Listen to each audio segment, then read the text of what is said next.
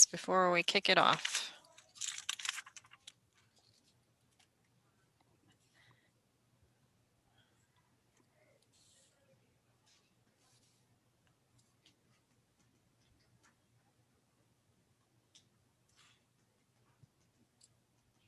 Everybody say good morning to our YouTube audience. Good morning, YouTube. Oh, YouTube. Good morning, YouTube.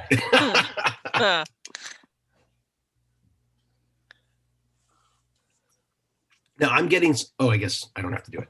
Nope. You don't Okay. have to worry about the people coming in. I'm taking care of that right now. Beautiful. Yeah.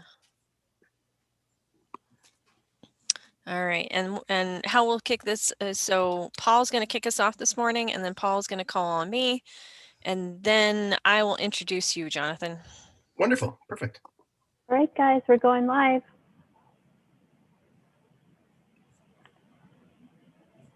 Or recording, that is. Okay. Paul, it is 9 a.m. All right, let's kick it off. Good morning, Albuquerque.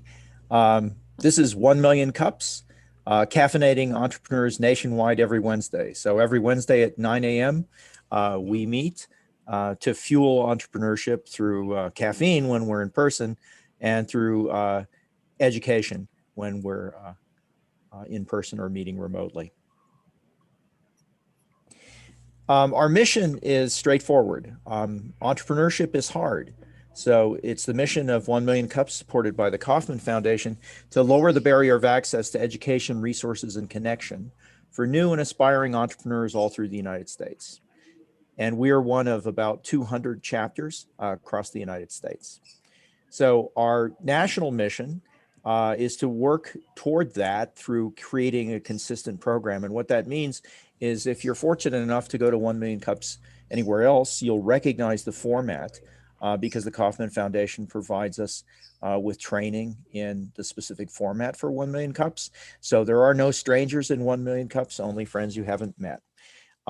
Nevertheless, every community is unique, and every time you travel to 1 Million Cups somewhere, you're going to get plugged into a collection of entrepreneurs with slightly different expertise than what you're used to.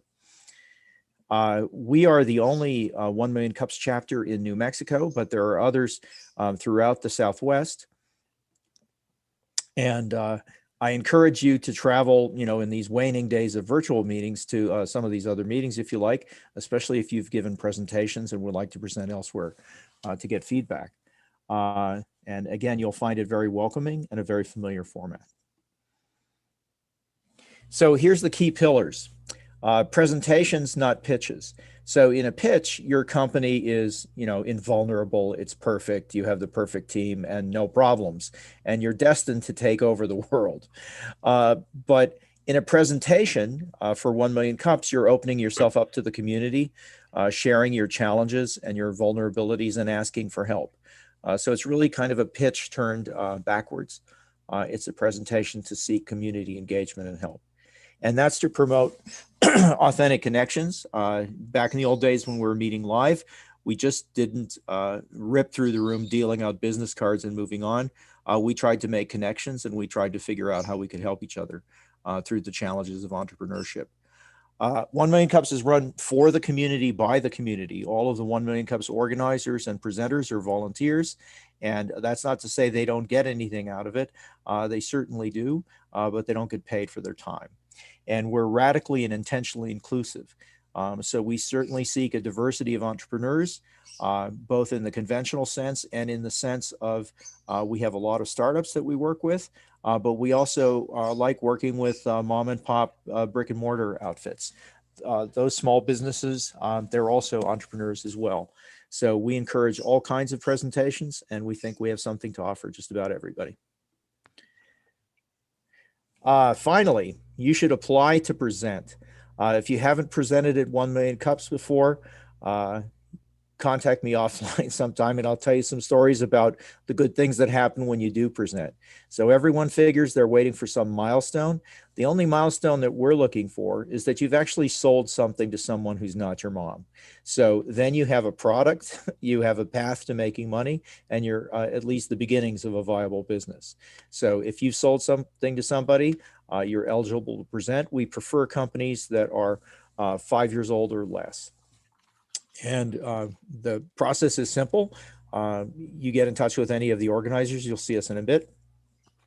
And we'll send you a link to sign up. We'll assign you a coach. And we'll make sure that you get good advice to give the most effective possible presentations at 1 Million Cups. So here's our volunteer organizing team. Our co-leaders, Lisa Atkins and Sonia Dewing, Eric Renz-Whitmore, Charles Garrison, myself, I'm the Chief Scientific Officer at Equiseek, and possibly you. We're looking to expand our organizing team. What it means to be on the organizing team is you commit to being there at least most Wednesdays, and you're willing to recruit and help coach people. We're also specifically looking for someone skilled at videography, because when we start meeting in person again, we're going to have a hybrid meeting. That will start in mid-July, and we'd like somebody good with cameras and internet and microphones to help us pull that all together so we can both have an actual presence and a virtual presence on Zoom, because we don't want to give up what we have gained during this time of being virtual. We'd like to thank our sponsors, Fat Pipe, now in an ever increasing number of locations, but specifically Fat Pipe ABQ, which is where we meet. Loza and Loza Intellectual Property Lawyers, More Than Organized with Miriam.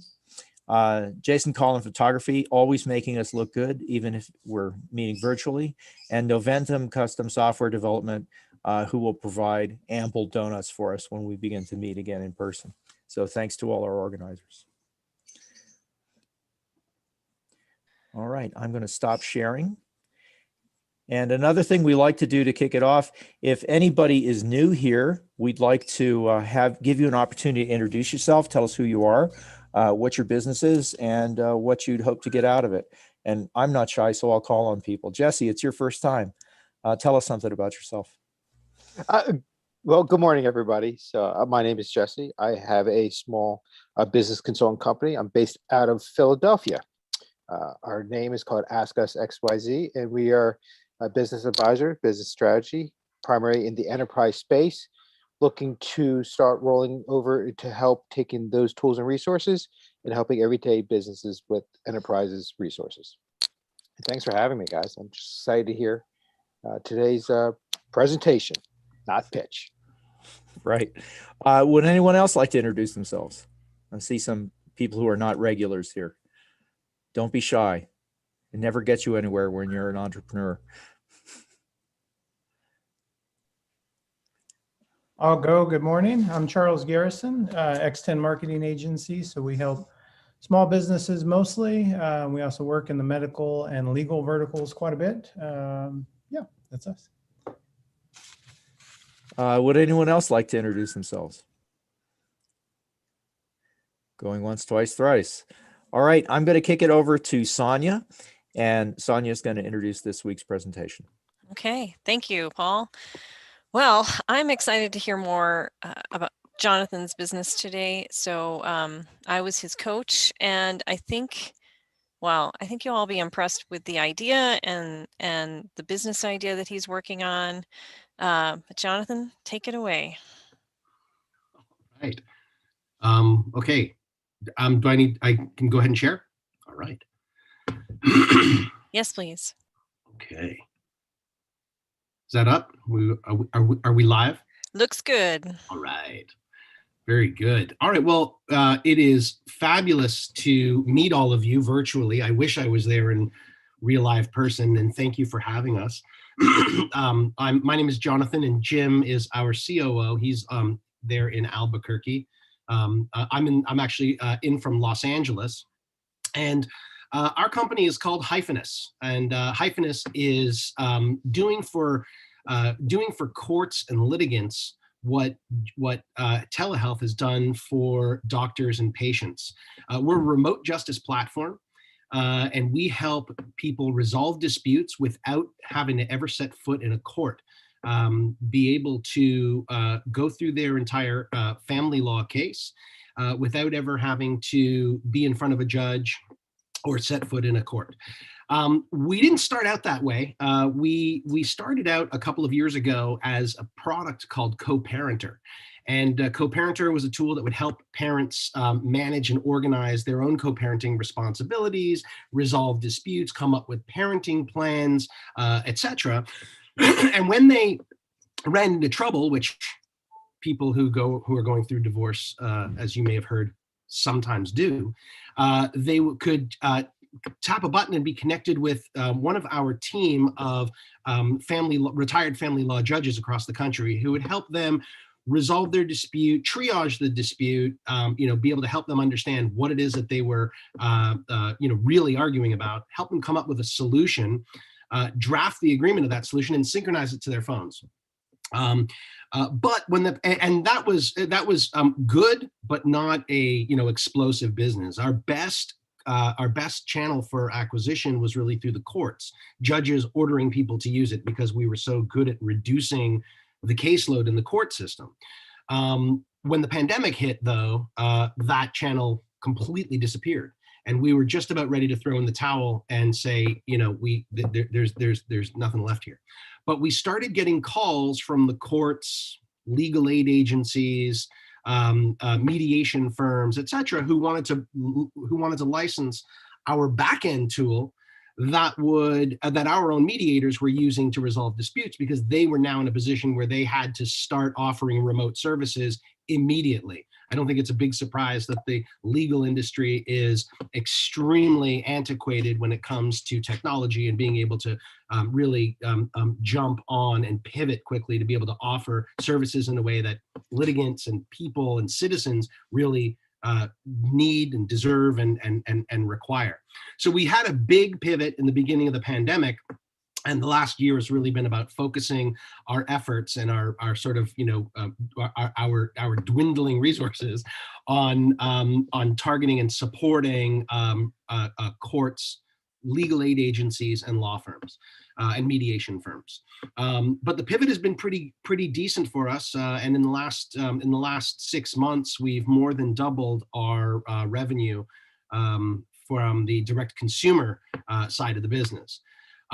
The way our product works is the product itself is a web-based platform that court staff, judges, clerks, mediators, anybody involved in the family court has access to through their web-based browser.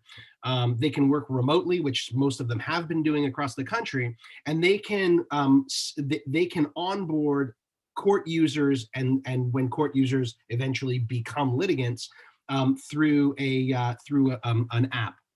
The litigants get an app, and they're able to do things like first of all, communicate with their ex, and all of the communication is documented and time and date stamped, all the rest. There's a lot of co-parenting tools on there that help to decrease conflict, and we have tools that predict and prevent conflict from happening. And then they're able to do things like upload evidence, access documents. We've automated big chunks of self-help, and they're able to collaborate with the appropriate resources at the court. And they can also work with their own lawyer, their therapist, their evaluators, if they're in a in a situation where they're dealing with evaluators or any other third party they can collaborate with. And everything is documented and accessible to the court if things end up in a litigated if things end up in litigation. The court then has access to all of that evidence and the forms and all of the things that they need to do to get through their case much quicker, much faster, way less expensively, and of course remotely, which is the way most people are operating now. We have two products in the market right now, all of which are built on the same exact platform. So because of the way that we've retooled the Pro tool, we're now able to deploy a custom private label solution, remote justice solution for any court, any law firm, mediation firm, or legal aid agency. We have 2 products that we've deployed and are in the market being used by litigants right now. One of them specifically focuses on co-parenting. So this is, these are people who are in a co-parenting relationship, and they range from no conflict, very friendly, just people who need tools to help them get through the process a little bit more amicably, a little easier, a little more streamlined. Helps parents manage and organize their co-parenting responsibilities, track expenses, all of that good stuff. And they're being used by family courts and child support service agencies in across the U.S. And then we have another product that focuses on domestic violence and domestic violence courts. And so where the co-parenter helps parents manage and organize their co-parenting relationship and get through the divorce more amicably, peaceful contact is really used in domestic violence settings, where an agency or court needs to shepherd through a victim of domestic violence and more give them control over communication and parenting responsibilities. Yeah. Our platform is a SaaS subscription, so we license this tool out to these agencies, courts, and mediation firms, and we're starting to implement a payment processing functionality so that users who are transferring child support, spousal support, equalization payments, and everyday expense reimbursements are able to do that directly through the app. So that's another revenue stream that we're just starting to implement now. That really, frankly, the payment processing is the North Star, is the holy grail of this platform. It's a in the legal sector, it's $1 trillion business. Divorce and parenting, it's $100 billion world on its own. So that's the payment processing is really what we're after.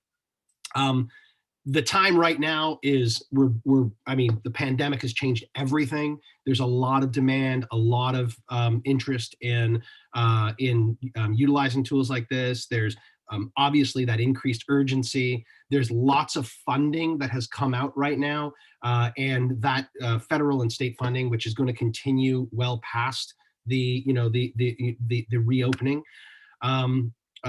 So we feel that right now is a really good time to be focused on that B2B sector. We've gotten a lot of press. We've been featured on the Today Show and CNBC and on Cheddar, and I mean, Arianna Huffington tweeted about us. What more could you ask for?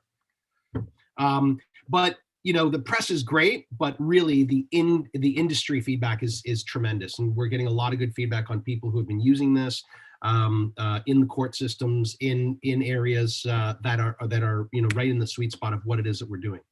Our team is phenomenal. My partner is retired family law judge, 20 years on the bench, and she's a presiding judge of Riverside County.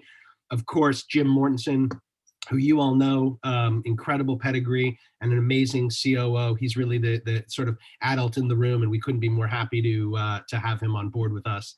And we're pretty excited about the future. We've got a lot of challenges ahead of us, but we're trying to navigate it right now, and we're hoping to change the world, and do make a lot of money, but do some real good in the world. So I try to keep it to 8 minutes. How'd I do? Not bad, but we're missing. So what I would love to hear is, before we get to the Q&A, is what challenges are you facing right now? Our biggest challenges right now is because we've pivoted. A lot of our expertise, well, first of all, we were almost out of resources. We were almost out of money when we had to pivot.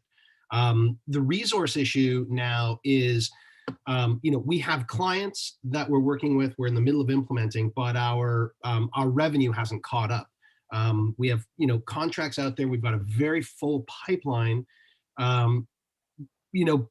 we have very few resources. We've got 2 developers, and, we're trying to get these contracts implemented quickly so that we can start, bringing in these other contracts.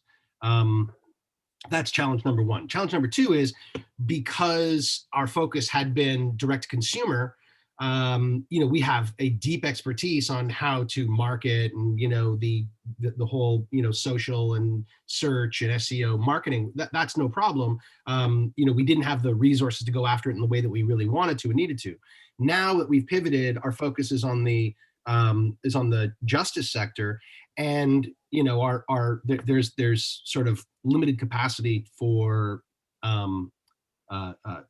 business development and sales. I mean, I'm it. So, we need, again, resources to hire the right folks, or really quickly develop those contacts and capabilities to go in and do those big RFP process and the long sales cycles that, the government sector requires. Right. Okay. Well, and just so everyone knows, if you have a question, which I know, Alan, you have a question, so you'll be up next. If you have a question, just post that you have a question in the chat, and I will call on you to unmute yourself and ask the question. So first up is Alan. Jonathan, I'm a retired attorney. I practiced in California. I did not practice family law, mostly to maintain my own sanity. There's a lot to like about what I've seen.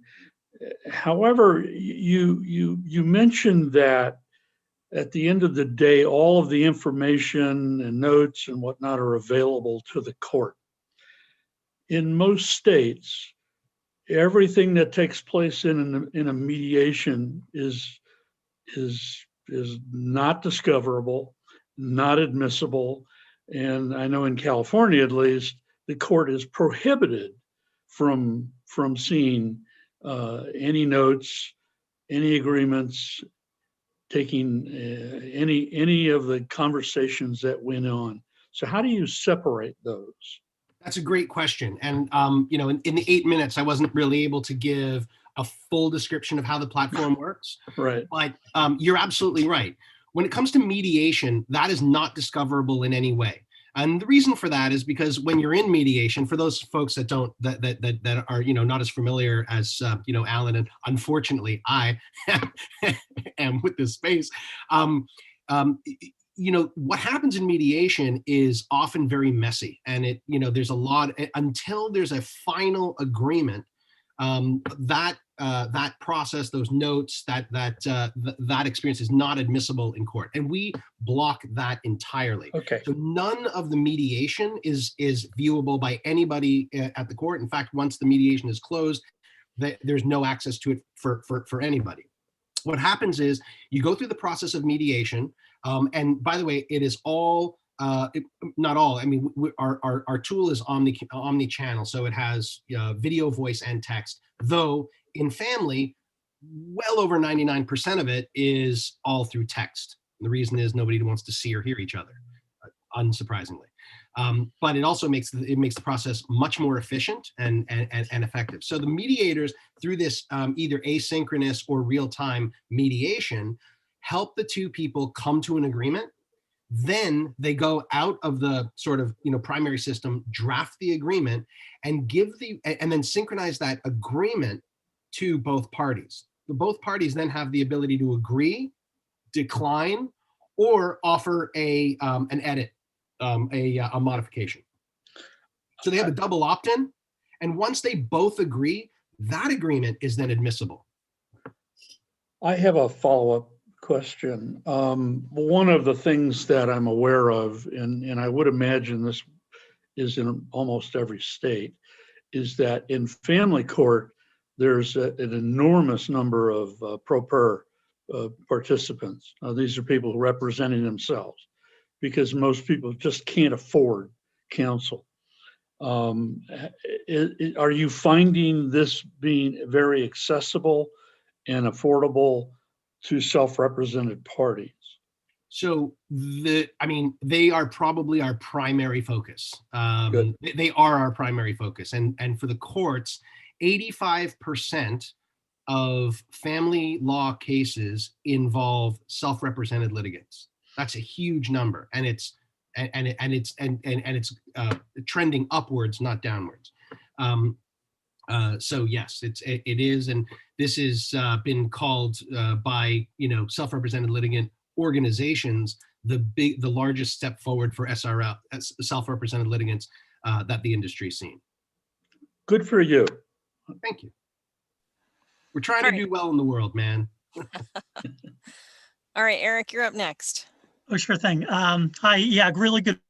I enjoyed it. It seems very, very promising. So glad to hear you today. Of course, you're dealing probably with sensitive documents. I was just curious about kind of the cybersecurity aspect of those kinds of things. It may not be the most serious documents ever, but still it's a concern. How are you making sure that your clients and customers are feeling good about that? Yeah, that's a great question. And actually, Jim can jump in with some specifics. I'll keep it very high level. We started out, our CTO is a guy named Niels Hansen, who comes from the security and privacy world. He was building tools for Bill and Melinda Gates Foundation and distance learning education assessment tools. So we started from step one with privacy and security as our number one concern. The specific, I'm a non-technical founder, so I'll let the technical brains answer specific questions. But you're exactly right. I mean, your financial disclosures may not be of much interest to me, but to you, they're the most important documents on the face of the earth. So, it is a concern, and it is something that we've paid a lot of attention to and focused very heavily on. Jim, is there anything else that would be worth noting? I'll just add that the ecosystem is the Google Cloud platform. So we leverage the same authentication that's used by Google's cloud services. Encryption is in transit. So any data that's in transit over the internet is encrypted with the encryption keys used. And any documents, data stored is encrypted in place in the cloud. Cool, thank you. All right, next up is Annie. You had a question?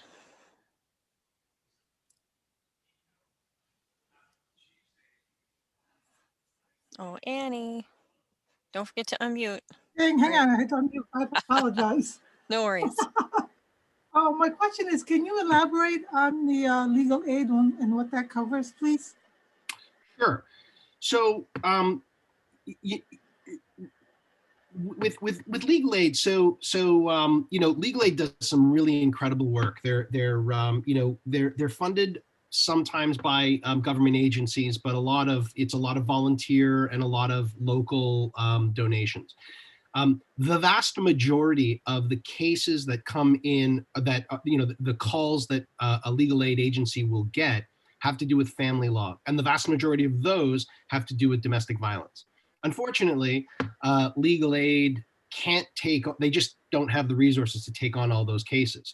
So, I've heard metrics of, legal aid being able to take on 5% of the family law cases that come in the door. What our tool does is enables legal aid to give everybody who calls some tool that will help them organize their case, access local resources, and connect with a legal aid attorney when the case escalates to a place where it crosses that threshold that legal aid will take them on. So for folks that that can't get representation from legal aid, and for those that don't know, legal aid is a law firm that specializes in supporting typically low income folks who just have no access to legal services. The difference in the tool, however, is that the co-parenter, the product for legal aid is called Peaceful Contact. That's used by domestic violence courts and legal aid agencies.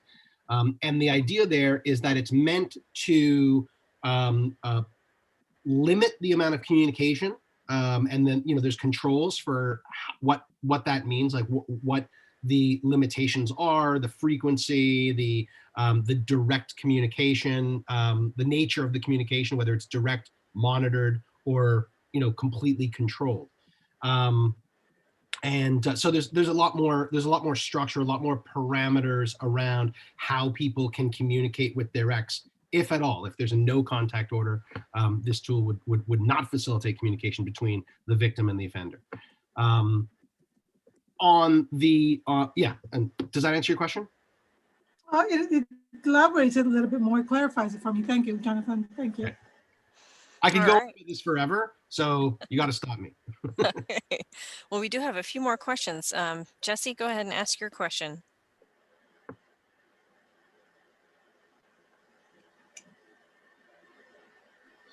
Fantastic. Hello, Jonathan. So very interesting. I don't want to say concept, but program. So a few things. This is meant to be, at the end of the day, consumer based, that it goes in the hands of the families. Is that correct? So at the end, the end user is that court user. Our customer, though, is the court or court agency or firm. Sure. So they're using it to collaborate and work through their cases, resolve cases. But the users, the people that they're working with are those court users and litigants. Yeah. So a few questions on that. So what you mentioned that a lot of the communication is done through texting. Human nature is people still knee-jerk go back to what they know. What helps prevent from people bouncing back and forth using either the web-based or the app instead of their native system? Well, oftentimes it's court ordered, so they're not allowed to. And if they do, they can be held in contempt. So there's an order, and they have to use it. Certainly, there are people who use text. One of the features that we have is called solo mode, which allows you to use text, and we pull text back into the app. So you can send a message through the app, and if the person responds via text, it gets pulled back into the app, so that especially for peaceful contact with domestic violence cases, you have an offender who will often do anything they can to kibosh the complicate communication. Our tool pulls text into the app so that they're in compliance. Yeah, no, that's fantastic. It's so important, because I could see that. And you mentioned that your cornerstone is the payment system. That's the holy grail. What are you going to be doing to mitigate the late payment process and follow-ups and so on for people that are delinquent? I would that's a little cart before the horse. We're not quite there yet. Okay. Yeah, I mean that the ultimate goal is to get payments implemented. There's going to be court rules that allow us to do certain things and not others. We're figuring that out right now. Again, resource constraint. So we're moving as quickly as we can. But we've got a pretty small team of so we're moving it. we're moving quickly. Understandable, my friend. All fantastic. So multiple questions, but I'll pass it on to the next.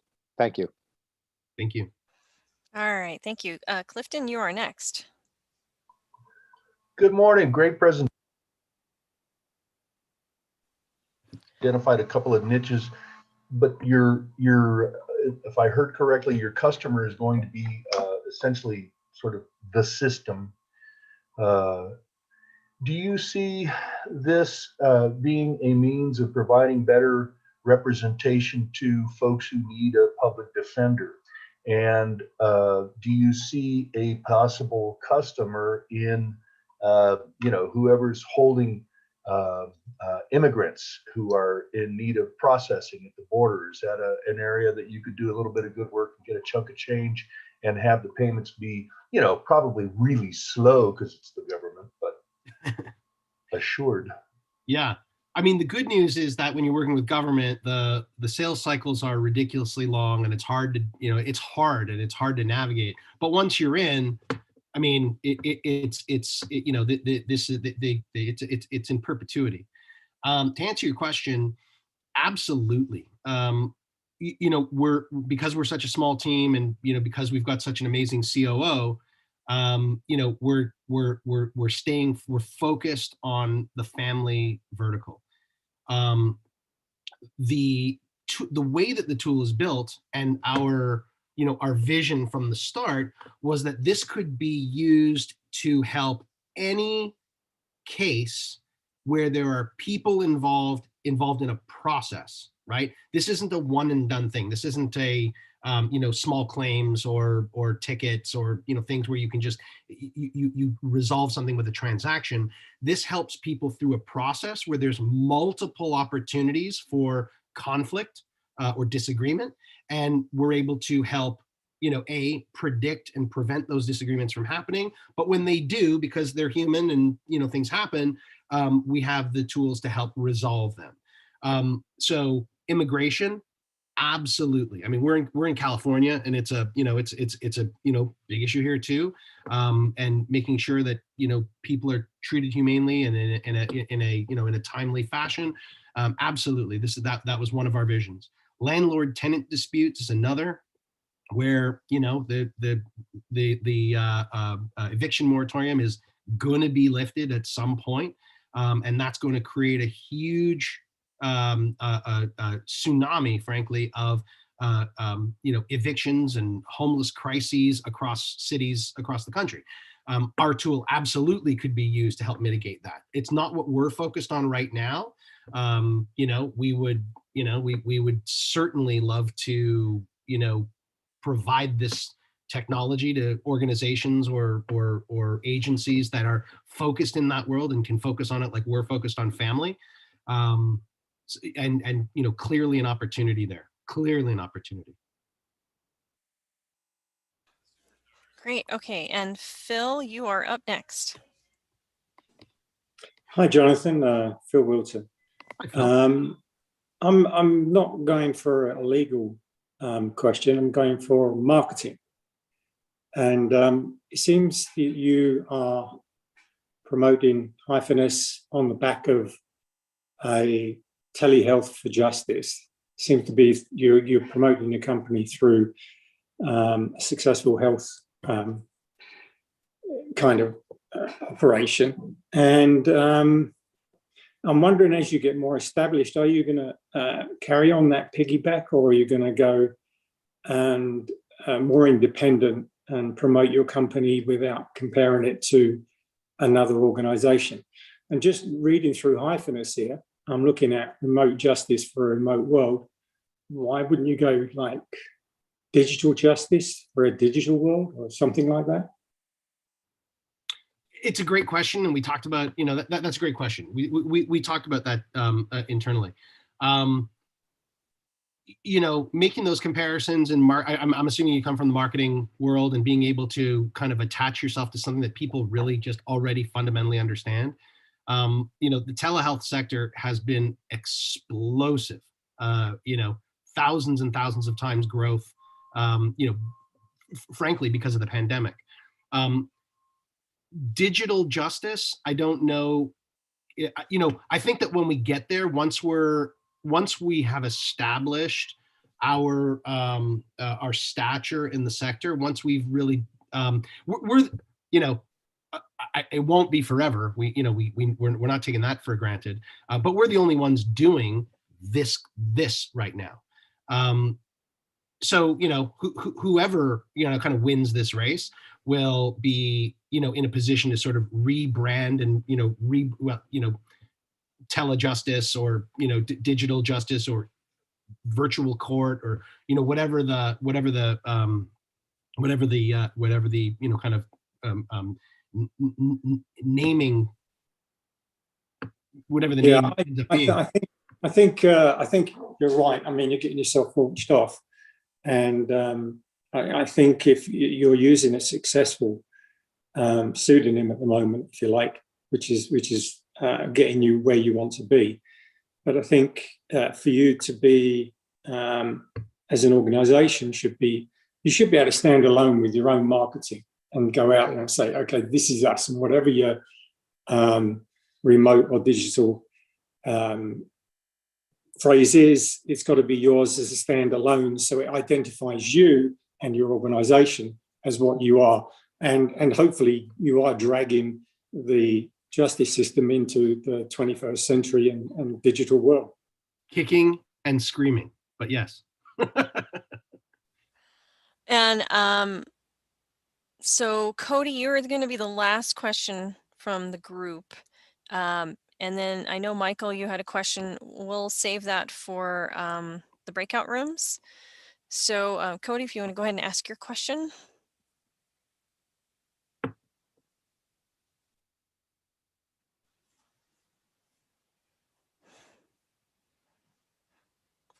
Is Cody still here? Oh, I don't see him. I'm scrolling through just to make sure. All right. In that case, Michael, go ahead and ask your question. Thank you. So, I mean, this might sound like pithy, but I've never resolved conflict through text messaging. I have experienced text messaging leading to conflict. How can your application possibly help if so much of it's done through text? Is there something in the system that helps? Great question. I'm going to start at the bottom and go up, and I'm going to end on a funny one. That has more to do with demographics than actual technology. Our tool does have features in there like language filters like language filters. So if you try to send, swear words or call people names or use negative connotations, there are warnings that come up, and you must override them to actually send them. Right now, our intention is to start integrating more intelligence into the tool, so we can do some analytics on language, and really be able to temper the way that you're communicating, the velocity that you're communicating, so that if you send whatever in all caps and you send that 3 times, and each time you get a negative response, the system would learn that, that pattern and be able to surface recommendations on how to reword whatever in all caps, so that you're going to just have better outcomes, right? That's so we do have tools like that. We do have language filters and stuff like that. I'll move up the chain because that's just pure technological. The tool, the language in the tool, all of our mediators are trained to use language and use language that's going to foster amicable and more positive outcomes. The tool is a child well-being platform. So like even the language, the colors, the fonts, those kinds of things, we got guidance from child psychologists, adverse childhood experience specialists, people who are well-versed in brain science and psychology to help de-escalate conflict and and support more positive outcomes for kids. Presumably the people who are on this tool are their parents in every case, and they want their kids to have positive outcomes. They want success for their kids and family. So they're coming into it, hopefully they're angry. Often they're in very, very bad, they're ordinary people in extraordinary times, right? And so what we try to do, and our whole system tries to do, and hopefully they try to do, is take a more amicable approach to resolving their disputes. Now the demographics, the demographic part. People under 40 use text for everything, and they are able to see through the nuance of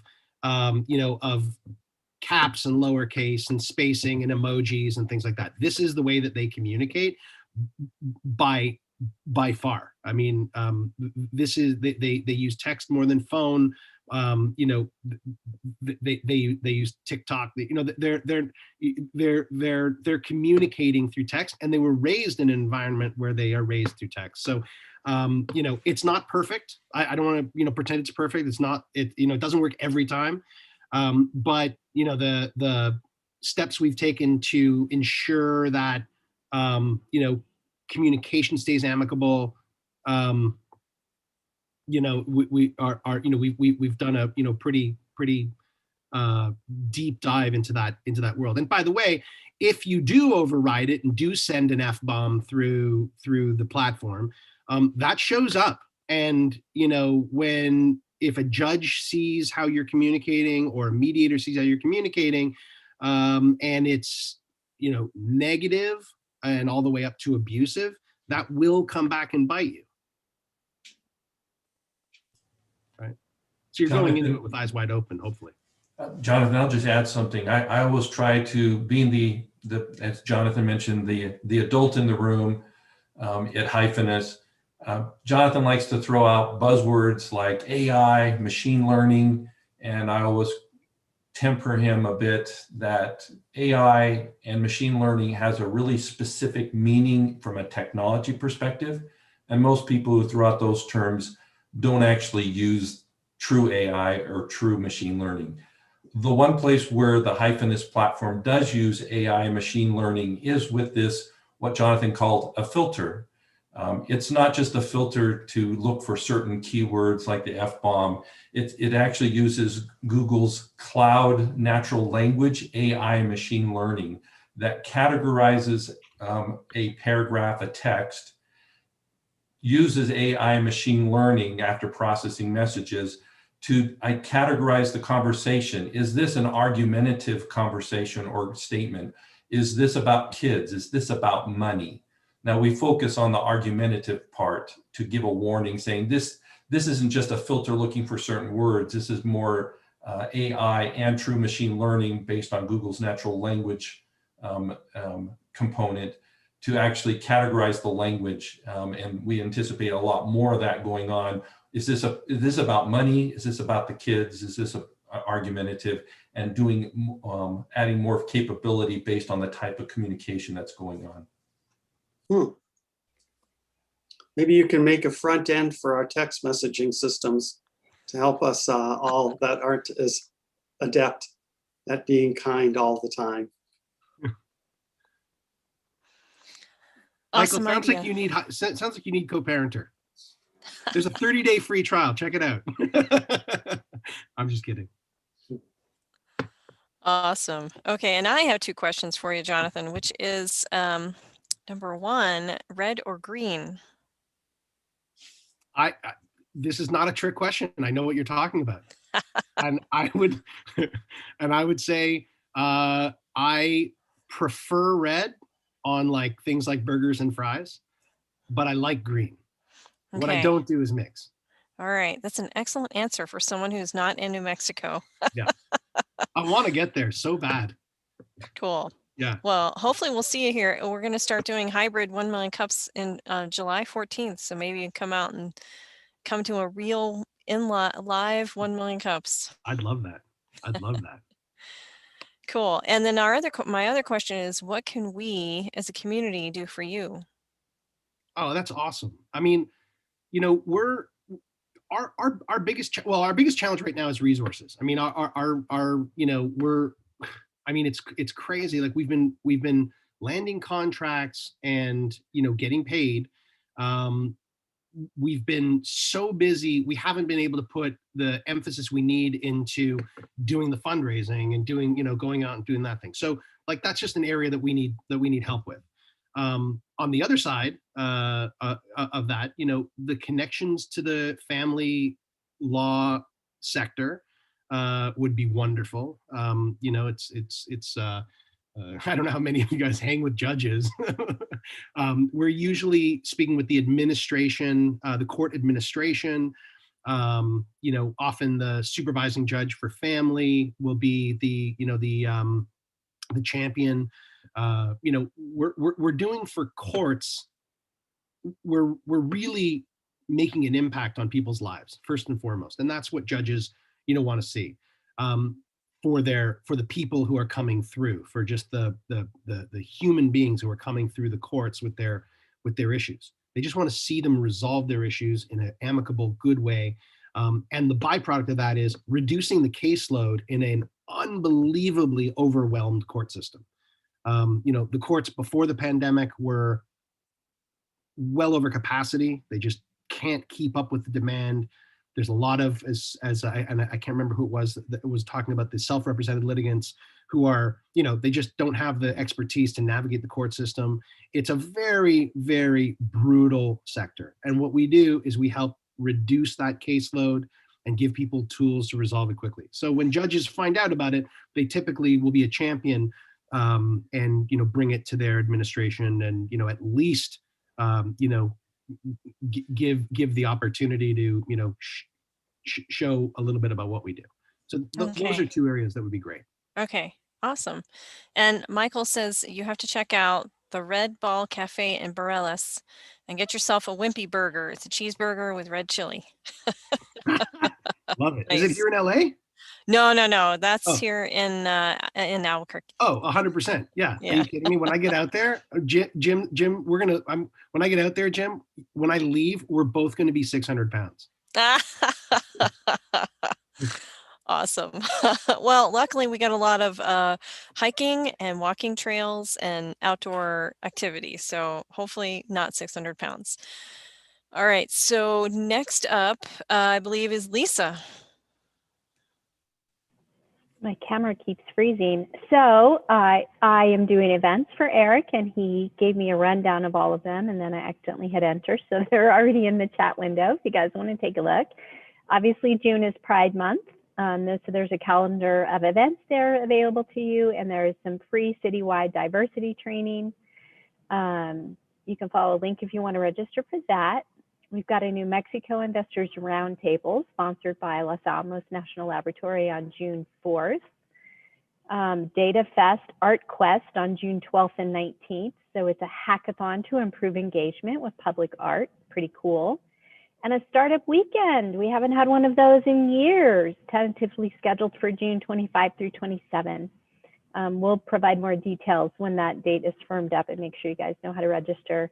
And then if you're interested, Fat Pie Peace Mountains is having a grand opening a week from Friday on June 11th at 9 a.m.